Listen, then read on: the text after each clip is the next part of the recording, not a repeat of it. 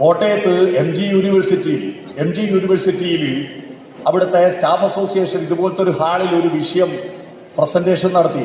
ആ വിഷയം രാമചരിതം പാട്ട് മുതൽ വേടന്റെ പാട്ട് വരെ എന്നായിരുന്നു വിഷയം.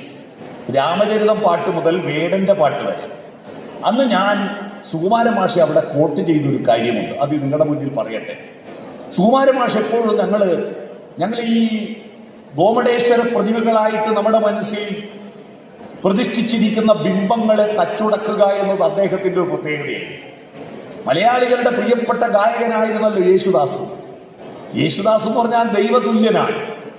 പക്ഷെ യേശുദാസിനെ വിമർശിച്ചുകൊണ്ട് അദ്ദേഹം ക്ലാസ്സിലും പ്രസംഗത്തിലും നിരന്തരം പറയാറുണ്ടായിരുന്നു. അറിയാമോ എന്തിനാണ് യേശുദാസിനെ വിമർശിച്ചത്? മലയാളികളുടെ താളാത്മകതയെയും അവന്റെ കരുത്തിനെയും തകർത്തു കളഞ്ഞത് യേശുദാസിന്റെ പാട്ടാണ്. അവനെ സ്ത്രൈണതയിലേക്ക് കൊണ്ടുവന്ന് കളഞ്ഞു എന്നവർ. യേശുദാസിന്റെ പാട്ടുകൾ അവനെ അലസനാക്കി കളഞ്ഞു, അവനെ പാസീവാക്കി കളഞ്ഞു. ആക്റ്റീവാക്കിയ പാട്ടുകളിൽ നിന്ന് മലയാളികൾ യേശുദാസിന്റെ ഒരു മയക്കുമരുന്ന് പോലെ ആ പാട്ടിന്റെ മയക്കത്തിൽ പെട്ട് കടന്നുപോയി. അത് മലയാളത്തിന് വലിയ നഷ്ടമാണ് സംഭവിച്ചത് എന്ന് അദ്ദേഹം സ്ഥിരമായി പ്രസംഗിക്കുന്നുണ്ടായി.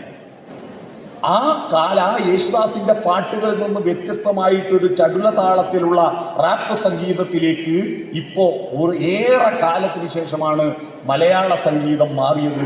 വേടന്റെ പാട്ടിലൂടെ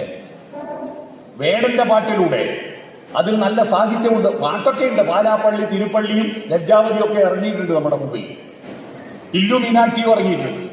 പക്ഷെ ഇല്ലുമിനാറ്റിയും ലജ്ജാവതിയും പാലാപ്പള്ളി, തിരുപ്പള്ളിയും ഒക്കെ താളവും സംഗീതവും ഗംഭീരമാണെങ്കിലും അതിന്റെ സാഹിത്യവും അതിന്റെ തത്വശാസ്ത്രവും ശൂന്യമാണ്, പിന്തിരിപ്പനാണ്. കാരണം പുരാണത്തിൽ നമ്മൾ അസുരന്മാര് ചോര കുടിച്ചതായി കേട്ടിട്ടുണ്ട്. പക്ഷെ ഒരു അസുരനും കട്ട ചോര കൊണ്ട് ജ്യൂസ് അടിച്ച് സോഡാ സർബത്ത് കുടിച്ചിട്ടില്ല. അത്തരത്തിൽ പിന്തിരിപ്പനായിരിക്കുന്ന ഒരു അക്രമ ആസക്തിയെ വളർത്തുന്ന, വില്ലത്തരത്വത്തെ വളർത്തുന്ന പാട്ടുകളാണ് പുതിയ താളത്തിൽ അവതരിപ്പിച്ചത്. അവിടെയാണ് വേടന്റെ പ്രസക്തി.